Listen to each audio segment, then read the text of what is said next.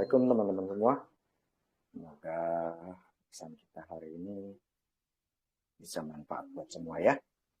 Waalaikumsalam. Ya oke.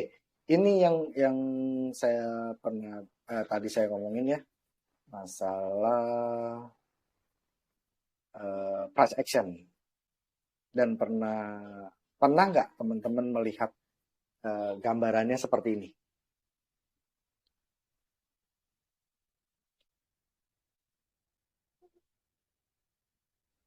Kira-kira ada yang pernah ngelihat nggak atau pernah belajar tentang masalah ini nggak, price action, tentang namanya pergerakan harga?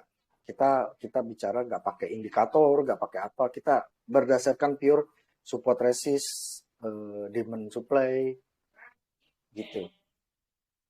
Pernah ada yang belajar nggak tentang masalah ini? Ini saya mau ada sedikit bahas. Iya? Pernah belajar Pak? Pernah ya. Jadi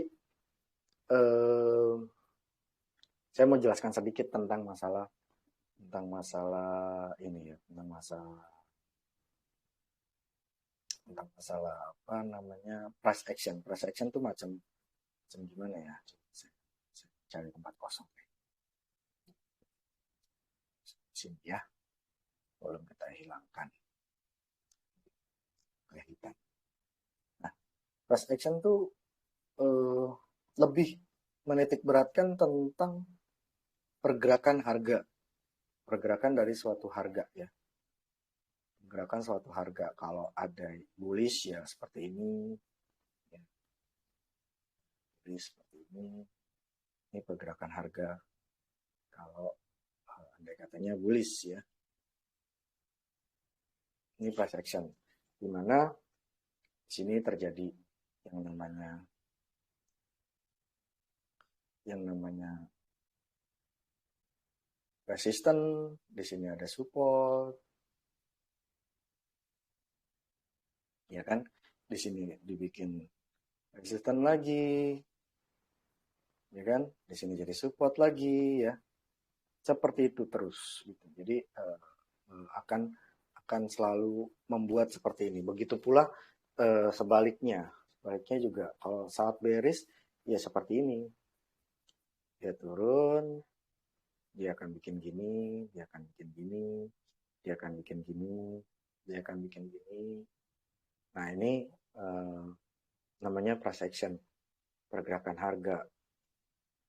Itu pergerakan harga yang membentuk suatu pola gitu ya, membentuk suatu pola. Di sini ada support, dia break support, balik lagi, dia break lagi, dia break lagi. Nah, seperti itu. Jadi pola-polanya akan seperti ini. Nah, yang ingin saya jelaskan sama teman-teman sekalian, bahwasanya sudah paham belum tentang masalah support and resistance? Basic banget sih, sebelumnya saya juga udah pernah bahas ya, mungkin nggak usah kita ini lagi deh, mungkin bisa lihat di YouTube lagi nanti tentang masalah support and resistance. Support itu saya ulang sedikit tentang masalah support and resistance. Support adalah sesuatu yang membentuk jurang ya, jurang. Ini kan bukit, jurang, bukit, jurang, bukit, jurang, bukit, jurang. Gitu ya. Ini juga sama, jurang, bukit, jurang, bukit, jurang, bukit, jurang. Gitu. Jadi sesuatu yang ada di jurang ini bisa disebut sebagai support. Ini juga bisa dibilang support. Jadi, dan pergerakan harga uptrend itu bikin high, bikin low, bikin higher high, bikin lower high, bikin higher high lagi, bikin lower high. Nah, itu kita bisa definisikan secara uptrend.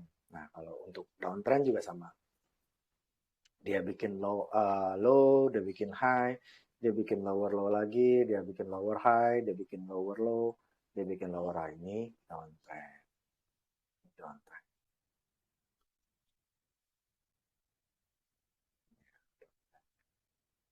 Ini downtrend.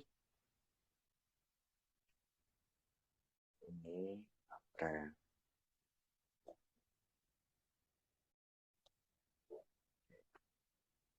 downtrend, ini uptrend ya.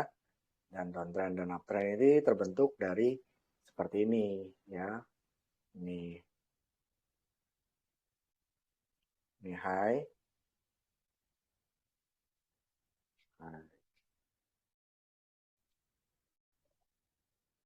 ini dia bikin low.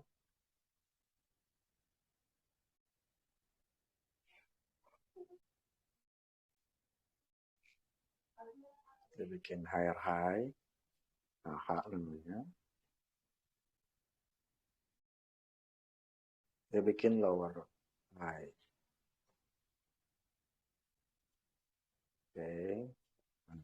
Ini memenuhi syarat untuk suatu pola disebut uptrend, dia sudah bentuk high, bikin low, bikin high, bikin lower high. Dan begitupun sebaliknya untuk saham downtrend dia akan bikin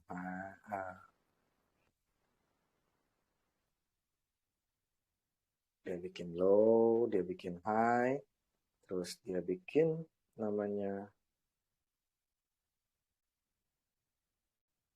sini namanya lower high,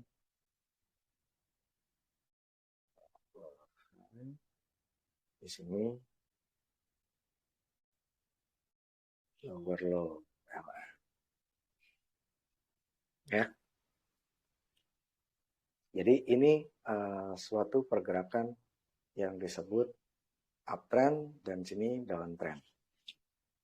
Kira-kira sampai sini teman-teman sudah paham belum tentang masalah ini? Atau ada yang masih bingung tentang masalah ini? Biar nanti nextnya kita sudah tidak bahas lagi tentang masalah ini.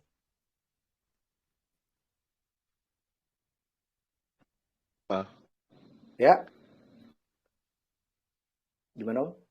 Sudah paham, Pak. Sudah ya? Sudah. Jadi terbentuknya dan sudah paham ya polanya seperti ini. Ini yang terjadi lower high, lower low, lower high, lower low.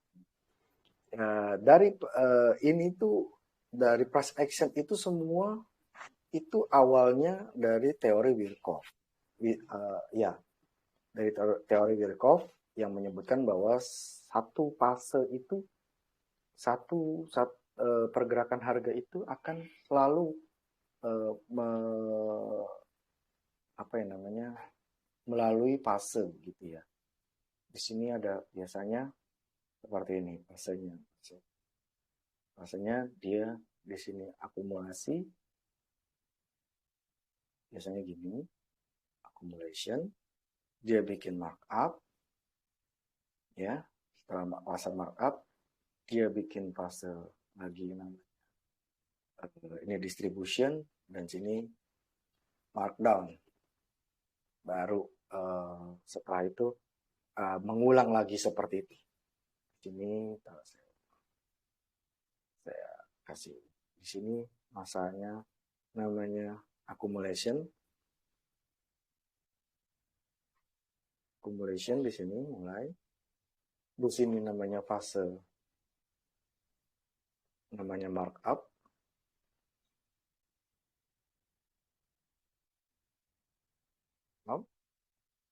Di sini ada fase distribution.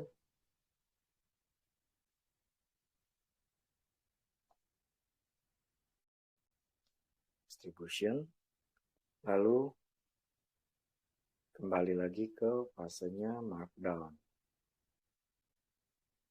Ini fase markdown. Dan ini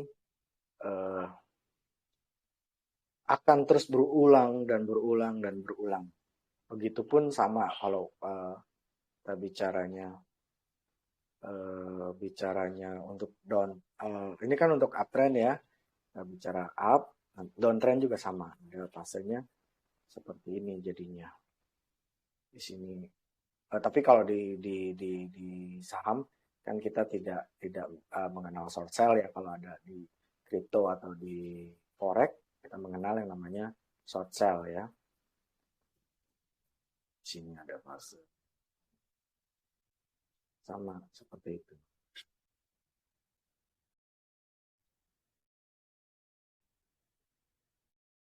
Seperti kira-kira ini. Sini fase akumulasi, di sini fasenya markdown, di sini fasenya distribution, di sini fasenya markup. Sampai sini sudah bisa dipahami belum teman-teman? Nanti kita bisa kita akan mencoba melihat ke chart nanti. Sampai sini dulu sudah bisa dipahami dulu nggak teman-teman?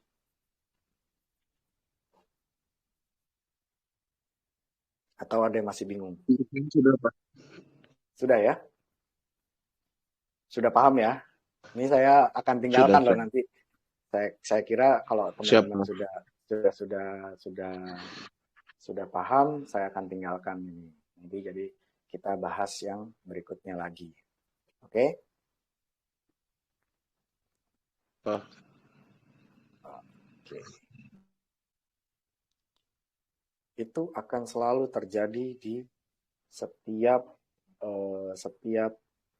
pergerakan harga, ya. Setiap pergerakan harga akan selalu dan selalu. Kita cari yang uptrend. Kita cari yang uptrend ya. Nih. Semua akan seperti itu. Ya, nih sini kita coba ya dari sini ya. Kita ketemu. Ini fase. Biasanya fase akumulasi itu adalah fase di mana dia sideways. Jadi di mana sih yang terbaik? Ya, kalau kita bicara yang terbaik, entry-nya kalau kita mau ikut, ya ikut sama akumulasi pada saat apa kita entry-nya? Pada saat dia break dari fase akumulasinya, gitu kan? Karena kan kalau kita tunggu di sini di fase akumulasi ini,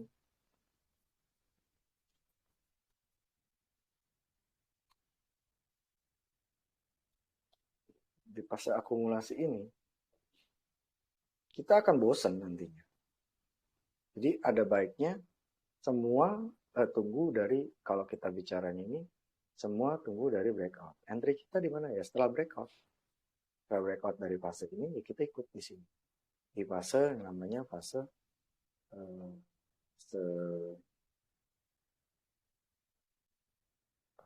namanya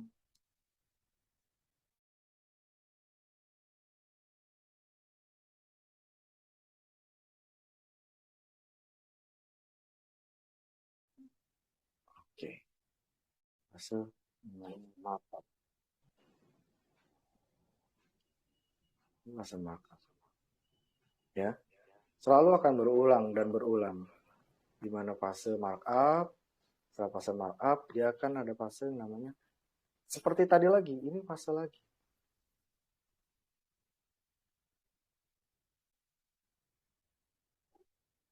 Fase distribution. Sini fasenya distribution.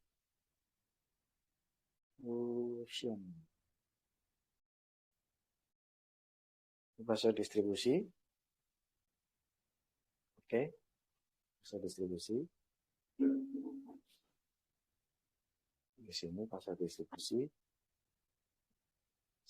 Kita rubahin di atas.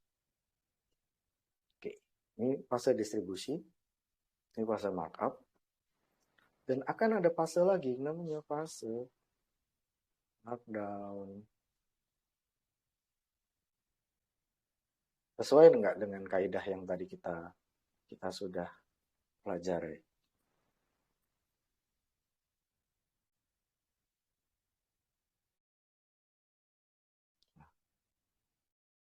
Kira-kira fase-fase ini sudah kita bisa pahami belum?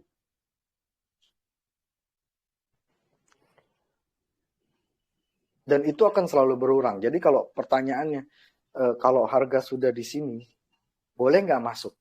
Boleh. Nanti ada juga tekniknya untuk kita namanya cari yang continuation.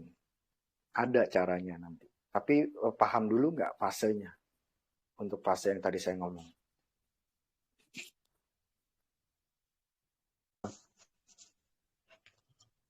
Gimana? Saya sudah paham, Pak. Paham ya? Jadi ini akan berlaku di setiap kondisi dan itu akan berulang dan berulang. Jadi teman-teman harus paham ya masalah fase ini. Jadi kenapa kok saham itu saya entry kok dia turun gitu. Saya entry kok tambah turun gitu. Umpamanya saya udah kelihatan nih fasenya turun lagi downtrend nih. Kenapa saya bilang fase downtrend itu kita harus ikut kalau kita sebagai trader kita harus tahu dulu ini tuh sedang downtrend seumpamanya. Jangan suka melawan arus. Boleh kalau momentum trader ambil di sini boleh. Tapi kalau saya pribadi untuk teman-teman yang kadang bingung, kenapa nih saham ini kok turun terus? Pahami dulu gitu. Pahami dulu yang tadi saya ngomong. Pahami dulu ini fasenya sedang fase apa. Gitu kan? Bener nggak? Ini ada low, ini ada high, ini ada lower low, ini ada lower high. Betul nggak? Ini ada lower low lagi, ini lower high, dan begitu seterusnya. Paham nggak teman-teman? Sampai sini. Kenapa saham yang saya entry kok turun terus? Chance Malam, untuk Pak. naik malam. Pak, mau tanya yang tadi, Pak, yang Apa tuh? namanya akumulasi terus kemudian distribusi yang sebelumnya. Nah, kalau yang tadi kan kita kan diakumulasi ya, Pak. Tapi kan kemarin Papa bilang kan kita masuk setelah konfirmasi. Berarti kan di candle yang yang kedua kan, Pak, berarti, Pak. Sini. Nah, masuknya di yang di atasnya. Nah, itu kan, Pak. Nah, itu kan. Nah, makanya tadi saya ngomong, entry-nya itu ada caranya. Bisa nggak? Boleh nggak masuk di sini? Boleh. Ada caranya. Kalau udah gede gini, yang jangan ikutan dong. Logiknya ini udah arah, umpamanya nih. Ini saham ini sudah arah, gitu ya, di sini ya. 24%. Ya kan? Kita masuk di sini, itu salah. Kita tunggu dia retracement. Nah, itu tadi yang saya mau jelaskan. Ada cara entry untuk continuation, untuk melanjutkan saham ini mau uptrend atau tidak. Gitu Om. Itu saya bilang kalau tunggu konfirmasi biasanya adalah setelah break, besoknya kita lihat. Ini kan di sini kan setelah break nih ya. Kalau gede gini ya jangan dong. Kita sudah resikonya sudah besar. Kalau sudah break dengan candle besar gini ya kita jangan ikut lah. Karena beresikonya sudah sangat besar. Seumpama kita ambil contoh lagi. Nanti yang mana nih? Coba kita cari uptrend lagi. Yang kita bisa ambil continuation. Oke. Contoh nih ya. Kayak gini Om. Contoh nih ya. Nah, seperti ini. Ya, saat dia break dari fasenya.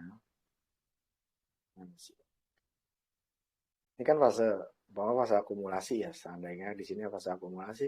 Setelah dia break dengan besar, jangan kita masuk di sini. Kecuali kalau kita di sini posisinya. Kecuali posisinya kita entry-nya pas di sini. Gitu kan, dari akumulasi di sini masih di posisi nggak jauh, kan gitu kan, posisi akumulasi di sini dia break, kita boleh entry, betul nggak? Kalau sudah besar gini ya jangan, kita lebih tunggu lagi dia retrace gitu. Sampai situ bisa dipahami dulu nggak? Oh, paham. Jadi kalau memang sudah arah ya kita hindari ya Om ya. Jangan. Hindari dong. Ngapain kita kejar-kejar yang arah? Pun kalau umpama kita kejar pun uh, probability-nya jauh high risk-nya Om. Lebih banyakkan risk-nya terlalu besar. Andai katanya dia turun ke sini, ya kita juga rugi kan. Kita entry di sini, wah udah deh, saya tahu nih besok saya entry di sini. Kemungkinan naik masih bisa, tapi kan nggak banyak. Lebih baik kita tunggu di sini. Nanti kalau sudah konfirmasi, ini kan umpama dari sini ya, dari fase ini, kita tarik Fibonacci-nya. Nanti kita akan ketemu di mana titik entry kita. Kelihatan nggak titik entry kita di mana? Kira-kira.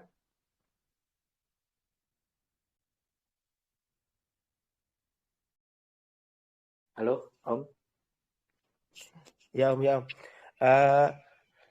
Jadi kalau seandainya, misal ini Om, tanya lagi ya sebentar ya Om ya. Boleh. Kalau seandainya itu arah, terus di hari itu dia turun lagi di setengah ataupun turun lagi lah katakanlah. Nah itu kita bisa masuk nggak? Boleh. Oh ada sini nih, dia arah nih kan belum tutup nih, belum close ya.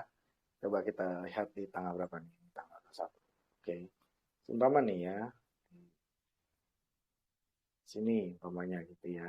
Tanggal ini. Saya coba kita bicara day trade atau apa nih? Berarti kan day trade dong. Day trade Om. Nah, itu kita bicaranya day trade. Kita bicara day trade, kita pakai charting yang day trade gitu. Maksudnya kalau kita pakai charting yang daily untuk day trade ya salah. Daily itu biasanya dipakai buat swing. Lalu kenapa nih tingkatkan skema? Hei, kenapa ini? Oh, ada tingkatkan skema. Taruh sebentar ya.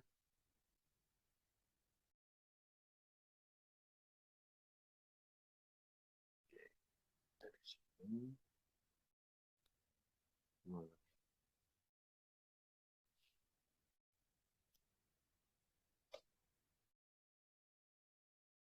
Waduh, intervalnya nggak bisa.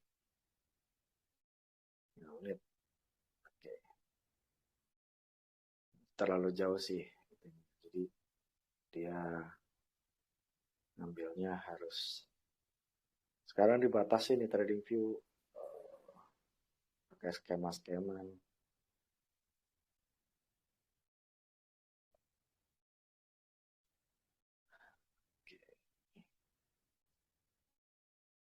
Tuh. Skema hanya melihat 500 5.000 bar ya, sudah dibatasi, tidak seperti dulu masih bisa kita inilah gampang. Nah di sinilah kita anggap seperti ini ya kan, kita day trade deh gitu ya, day trade. Betul ya, ini aja kita anggap ya, karena nggak bisa ke sana, anggaplah di sini untuk day trade. Hari ini arah, umpamanya di sini arah, ya kan? Boleh nggak masuk lagi Om? Besokannya kalau dia turun, ya boleh dong. Kalau dia turun, tapi kalau dia nggak turun, ya nggak usah ikut. Kayak seperti ini, umpamanya. Udah naik ke sini, entry-nya di mana? Tarik aja Fibonacci dari paling atas, tarik paling turun.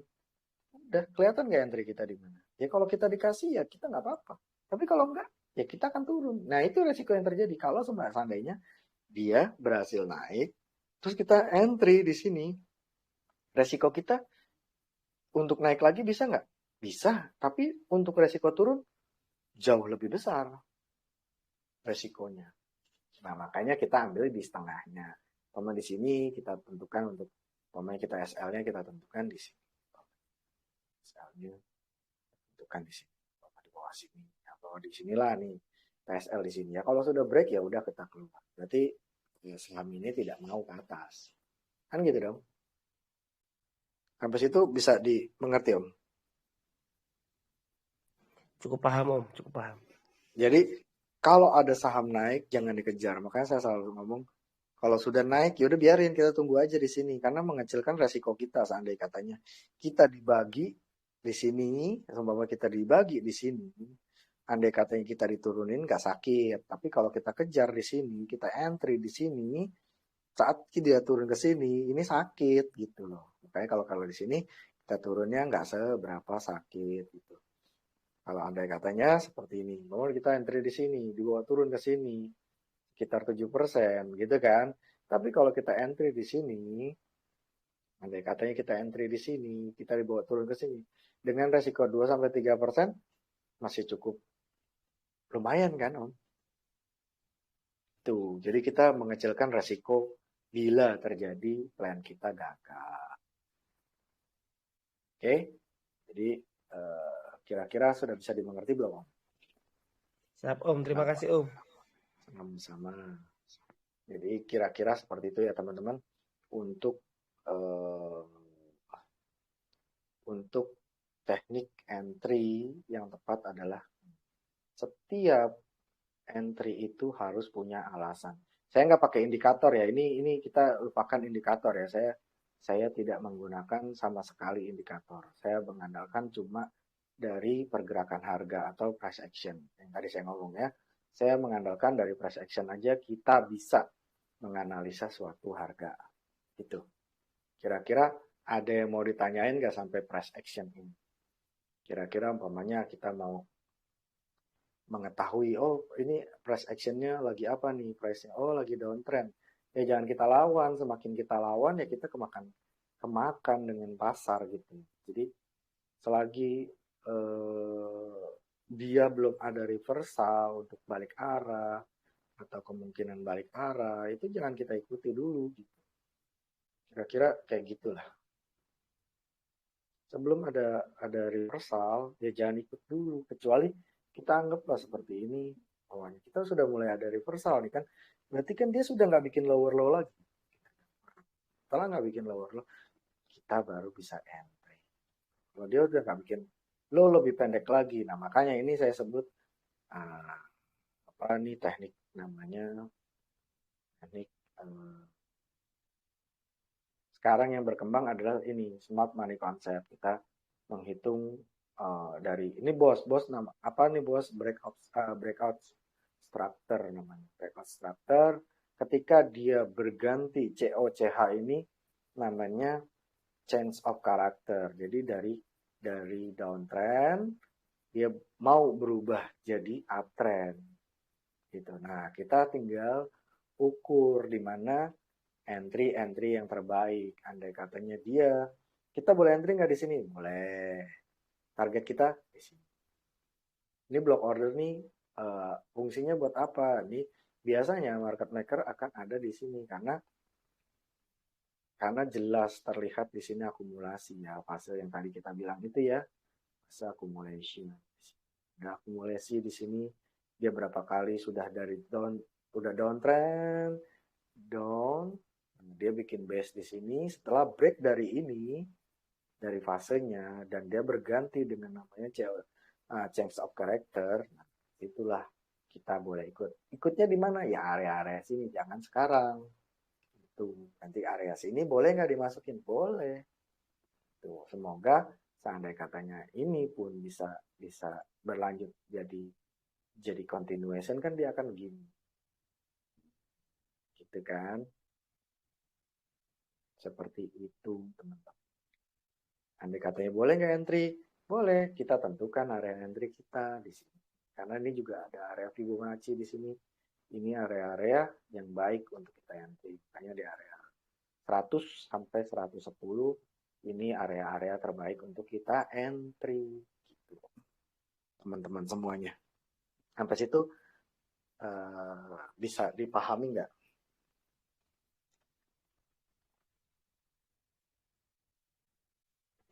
Paham Om. Satu lagi boleh Om tanya Om? Boleh. Jadi misal gini, sudah akumulasi, terus kemudian dia sudah breakout, terus dikonfirmasi di candle pertama itu kita harus istilahnya gini, ada maksimal nggak naiknya berapa persen, habis itu kita jangan entry. Maksudnya 10% ya udah kita nggak boleh entry, atau 5% atau 7% atau 20% atau gimana? Oh, Kalau saya selama dia masih di bawah 5% masih oke. Kalau saya, kenapa? Karena resiko untuk turun sampai minus pun dari 5%, di bawah 5% lah ya. 4%, tanda katanya dia ARB pun 7%, ya kira-kira 10% kita lose. Tapi semakin tinggi naiknya, semakin besar juga nggak probability kita lose. Lebih besar lagi.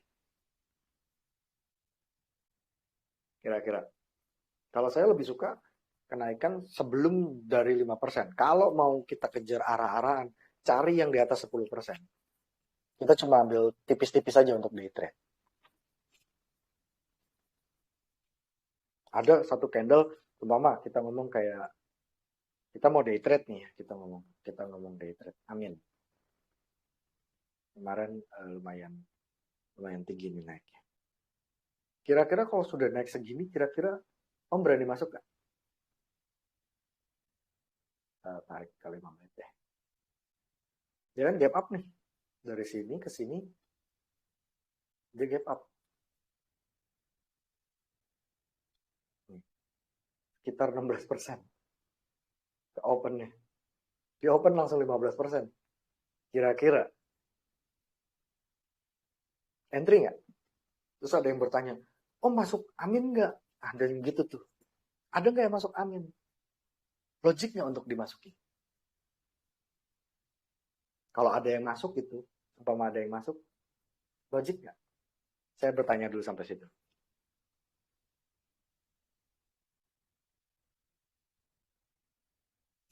Halo Om.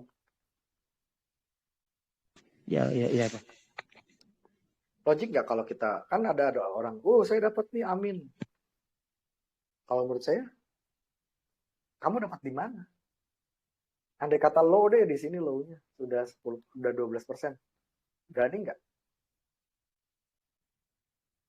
Berani nggak kira-kira? Kalau saya sih nggak berani ya Pak, takutnya kebanting juga. Nah, jadi kalau udah seperti ini, ya, ini saya saranin aja buat teman-teman yang suka pacu adrenalin. Saya lebih suka kalau mau pacu adrenalin sekalian, gitu. Jangan nanggung-nanggung.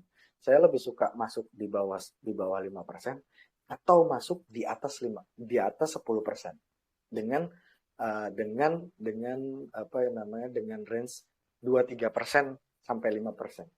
Cukup.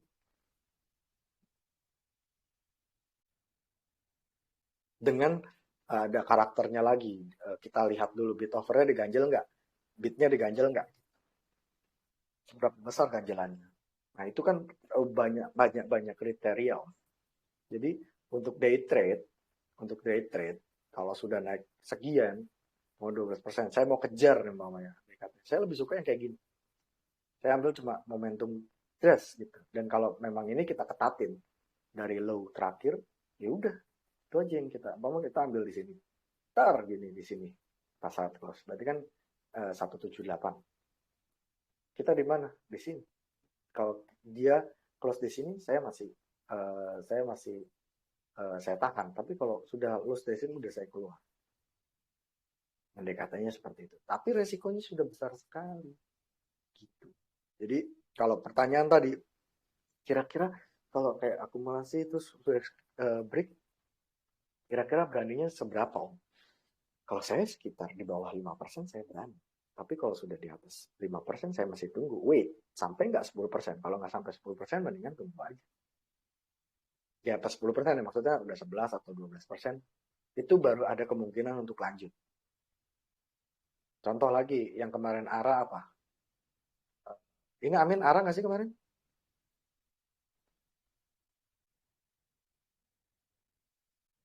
Nggak ARA ya? Nggak ARA ya? Yang ARA kemarin apa? Ada yang bisa kasih tahu saya? Yang ARA kemarin.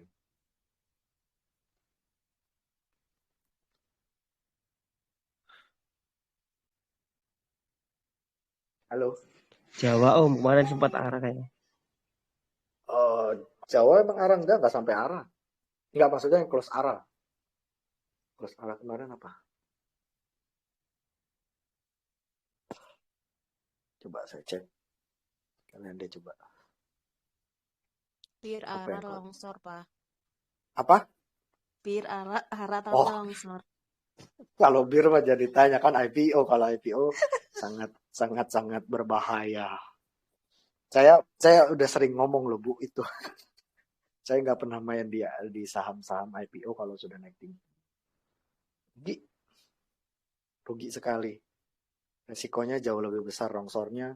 Kita nggak pernah tahu dan kita nggak tahu historinya kan. Siapa yang di dalamnya, bagaimana tujuannya kan gitu dong. Kalau ikut dari awal sih nggak apa-apa. Kalau ikut dari awal sama-sama aja. Oke, yang ARA itu kemarin FMII. MII. Ya, FMII ya. FMII ya. Oke, nih kita close ARA ya. Coba. Kita cek secara 5 menit aja deh, nggak usah 1 menit. Secara 5 menit. Nah, ini ya. Ini tanggal tanggal hari Januari di sini ya. Berarti di sini ya. Tanggal 6. Ya, tanggal 6. Oke. Nah, caranya adalah kalau kita mau bermain di saham seperti ini, ya, kita tunggu aja. Kalau dia close-nya lebih dari 10 bisa nggak sampai close lebih di atas 10%? Ini kan 20% ya. Ini udah ketinggian. Kita nggak bisa entry. Kalau udah 20 sekian persen, lebih baik kita hindari. Gitu. Udah dari awalnya. Dan kita lihat volumenya juga. Kita lihat volumenya, ya di sini cuma berapa? Kebayang nggak bisa naikin 21% cuma dengan berapa tuh lihat? Kelihatan nggak volumenya ini? Volumenya ini. Berapa volumenya? 109K. 109K itu berapa? Berarti 109.000. Ya. 109.000 kalau kita bagi 100 sekitar berapa? 9.000 berarti cuma 1.000 lot. 1.000 lot dia bisa taikin sampai gini. Apa iya pantas kita entry? Entry pun nggak pantas. Nah, cari lagi yang kira-kira apa? Bir deh, kita tadi deh, coba deh bir deh. Biar nggak penasaran. Contoh, bir. Ini kan arahnya ya karena dia ini ya. Nah, kalau saham sudah naik dari di atas 10% kayak gitu. Nah, ini kan masih 10% ya. Sampai sini ya. 10%. Nah, 10% itu bisa kita main di area ini. Kalau kita mau kejar-kejaran harga, saya lebih suka kalau mau ekstrim sekali 10% ke atas, berarti ada potensi untuk arah. Dari 10% ada potensi untuk arah. Tapi kalau sudah 20%, nggak usah kita kejar. Apalagi ada IFIS. Ini saham-saham ini FSH. Saham-saham dengan kapasitas kacau nih chartnya. Nah, yang naik kan yang kayak gini-gini nih. Ini repot nih kalau yang kayak gini-gini. Nah, kalau saham dengan kenaikan lebih dari 10%, kemungkinan arahnya itu tetap ada. Nah, nih kayak gini ya contohnya ya. Jadi tinggal kita tunggu aja. Kita tunggu aja. Namanya kalau dia nge-retrace ke daerah ini, kita boleh entry. Dengan SL kita tetap di low. Ada yang bingung nggak dengan metode kayak gini? Ada yang bingung nggak?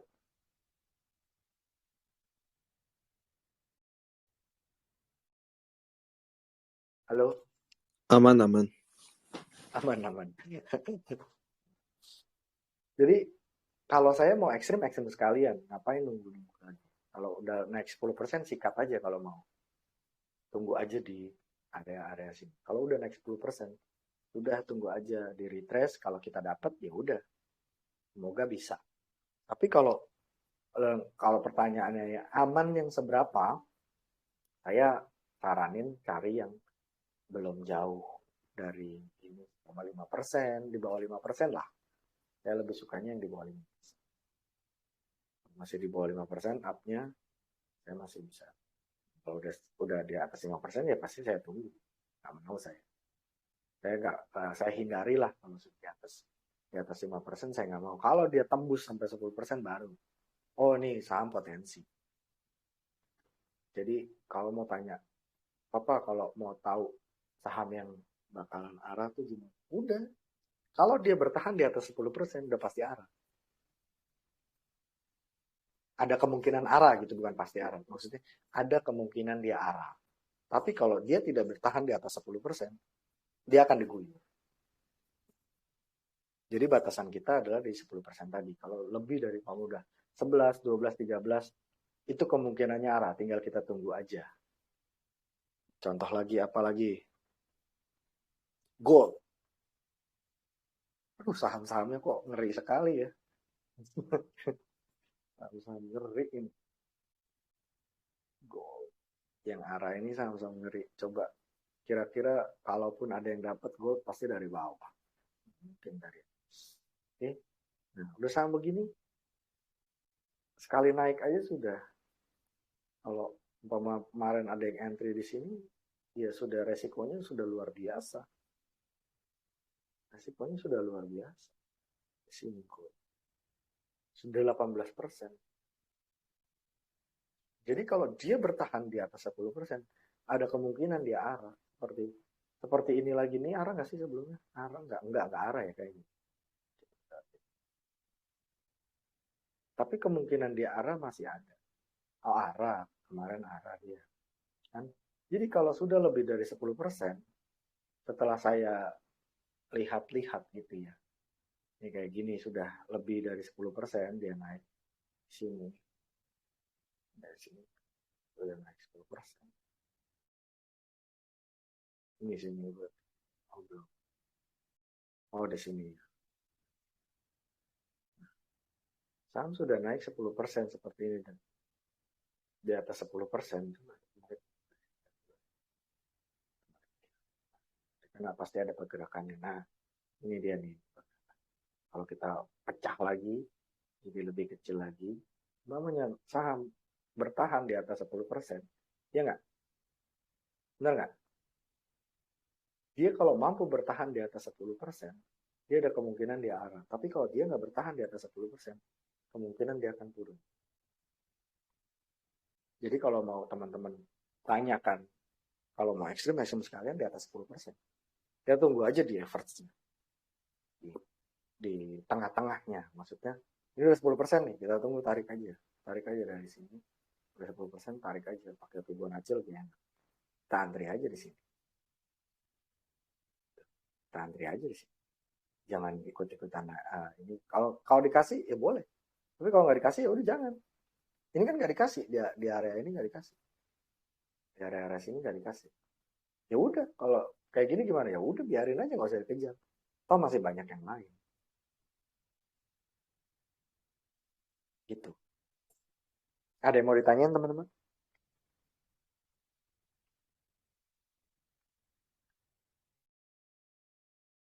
Halo? Halo? Halo, halo Pak. Ya. Halo, Pak. Siapa? Ada yang mau ditanyain nggak? Tentang, kalau nggak saya lanjut ke tadi, price action tadi. Siapa lanjut Pak? Lanjut ya. Tadi kan pertanyaan tentang masalah itu ya, masalah boleh nggak kita masuk? Saya lebih suka amannya di bawah 5%, kalau emang mau ekstrim, cari yang di atas 10%. Udah, kalau pandangan saya pribadi seperti itu. Nah, ini juga termasuk ya dalam fasenya ya, fase yang namanya tadi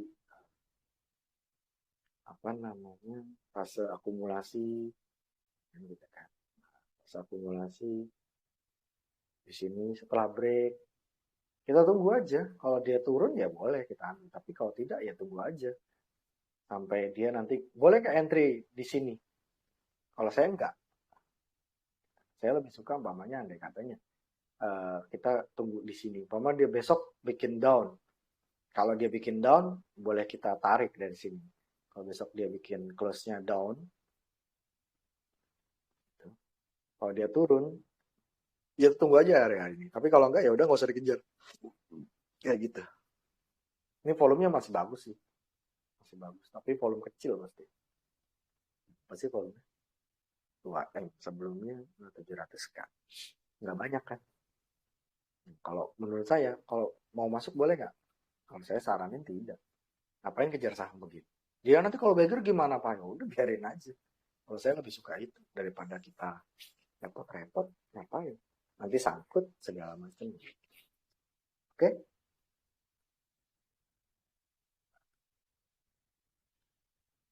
Kira-kira dari pembahasan yang kita sudah bahas, ada nggak saham yang kita mau bahas? Pakai metode nanti, kita akan tentukan metodenya. Ini gold berarti. Berarti emas ya, Apa? Pak. Apa? Coba mau MTPS dong, Pak. Oke. MTPS. Aduh, MTPS lagi nih. Siapa? Oke. Aku masih penasaran bener ini, Pak. Masalahnya apa? Dia jadi top buyer sama top sellernya itu dia kayak naik turun terus gitu, Pak. Kita bicara nggak? Gitu Maksudnya gini, ngerti. Kalau kita pakai price action, kita gunakan chart ya di luar dari akumulasi distribusi. Maksudnya akumulasi bandarmologi ya maksudnya. Kita bicara top buyer, top seller, kita kesampingkan itu. Tapi secara price actionnya kita sudah lihat ya. Price actionnya dengan price action tadi kita bisa menentukan apakah gitu kan, kira-kira kayak gini dan kayak gini pesannya. Nah, sekarang lagi pas apa? Coba kira-kira ada nggak yang tahu? Yang tadi kan bahasanya tadi sudah kita bahas kan, masalah high low, higher high, dia bikin turun, dia bikin. Ini dia mau turun ya, Pak ya? Mau tren turun ya, Pak ya? Kemungkinan. Jadi kalaupun tanyakan sama saya, umpamanya Pak, kira-kira boleh nggak masuk di mana? Saya lebih suka di sini. Jelas nggak? Kelihatan nggak? Ini ada nah, jadi titik entry-nya tuh sudah kelihatan. Kalau jebol ini ya sudah lupakan. Selama dia masih bertahan di atas ini. Ini kan dia namanya order block ya. Setelah dia tadi boss di sini namanya di sini. Nah, di sini ada supportnya di break. Apa namanya break structure-nya boss. Ya. Setelah ada boss, di sini ada boss. Nah, dia setelah di sini dia bikin namanya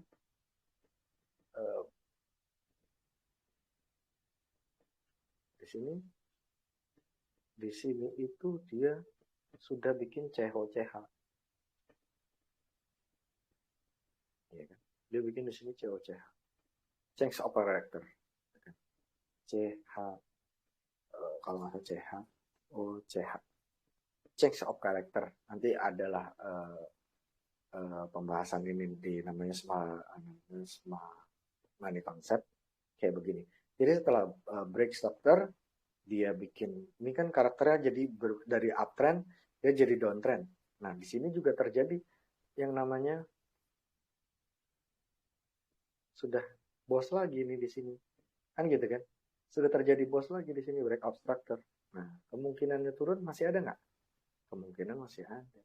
Nah, dia akan kemungkinan akan tertahan di area sini kalau emang dia mau ditahan Dan average-nya, andai kata ini kita ngomongnya, average-nya kemungkinan market maker-nya ada di area sini. Ini di block order. Coba ya kita cek ya. Ini dari tanggal berapa? 2 Desember sampai sekarang ya. Penasaran kan teman-teman? Apa namanya? MTPS. Dari tanggal 2 ya tadi ya. Tanggal 2 ya. Tanggal 2 Desember ya. 2 Desember. Ya, 2 Desember sampai sekarang.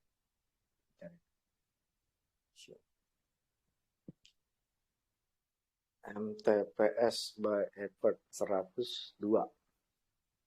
Ini YP ya. YP XL. Coba kita turunin ke Desember. Ini di November deh. Biar kita tahu akumulasinya dia. Berarti dia ada di 102 YP-nya. MU-nya kita mesti lihat juga nih. MU-nya dia sudah kumpulin dari berapa, effort berapa. MU kan berarti yang distribusi kan MU, HD, MG ya. Kita lihat di sini dari tanggal berapa nih? Tanggal 2 Desember sampai 25 November. 2 Desember. Kita tarik aja deh November tanggal segini deh. Kita lihat MG ada di 58, YB MU-nya masih distribusi ya, dia ada di 51. Nah itu dia nih, kalau secara ininya effortnya di 102. Oke. Ini mesti dibedah satu-satu sih sebenarnya. Kalau lihat ininya ya, kalau lihat apa benermologinya ya, itu harus kita bedah satu-satu. Kalau sekarang dari tanggal 1 tanggal 2 bulan apa? Dia ada di average-nya, Becky ada di 86.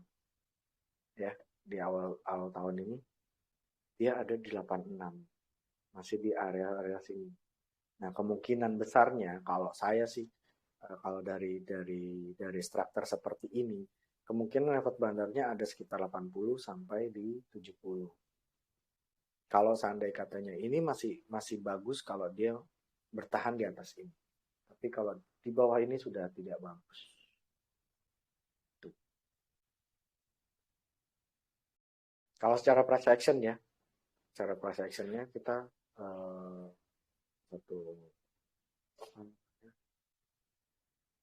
satu hours. Nah, ini jauh lebih kelihatan kalau kayak gini ya.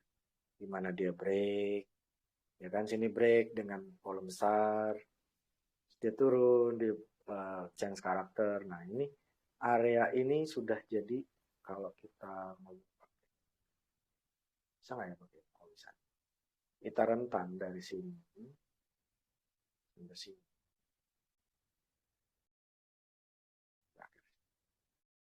Gimana volume? Nah ini jadi area kebanyakan orang sangkut di area ini. Bener kan 105, 106 ya. Tadi average-nya ya. Kalau nggak salah ya. Oke. Dari tanggal November berarti ya. November tanggal 28. Oke. DP ada di 102 ya. Average 102, 107 ini retail semua. YP, XL, XC, BQ, PD yang distribusi jelas ya MU, HD, MG, ID ini zombie-zombie semua. Dia sudah mulai distribusi. Nah, selama dia masih di sini berarti kan ini sangkutannya jelas. Sangkutan ada di area 100-an, 106, 100. Dan kita lihat secara akumulasi distribusinya juga seperti itu. Di area ini sangkutan. Besar di area ini. Ada yang ditanya Om?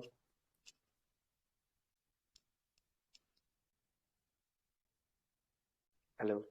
Itu change of character dihitung dari candle bos terakhir atau lower low terakhir? Bos terakhir dong. Kan ini kan bos. Dia break, Ini kan bos ya, break ya, berarti kan break of support. Nah, ketika dia sudah bikin low baru setelah dari breakout, dia bikin low baru kan? Ini kan kita anggap candle ini coba kita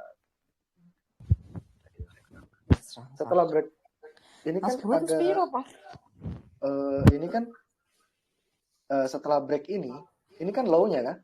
Berarti kan sini low-nya dong. Benar nggak?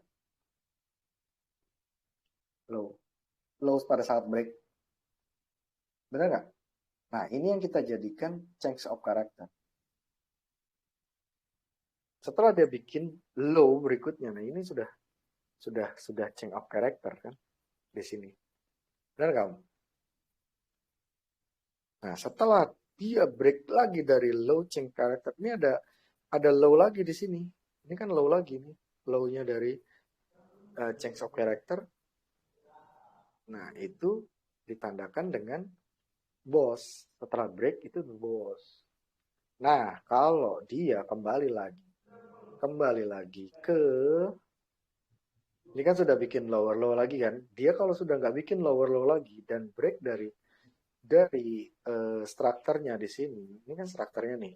Dia break di sini seandainya katanya. Ini sudah masuk jadi COCH lagi.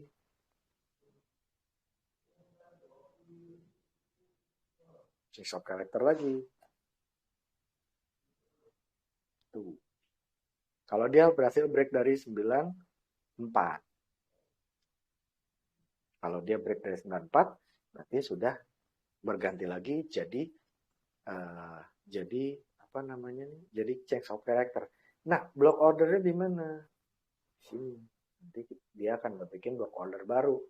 Gitu kan. Dia akan bikin block order baru di sinilah nanti jadi block order baru. Area-area sini dia akan jadi block order baru. Gitu, Om. Bisa dipahami, Om? Bisa, Alhamdulillah Pak. sejauh ini bisa, Pak. Ya, jadi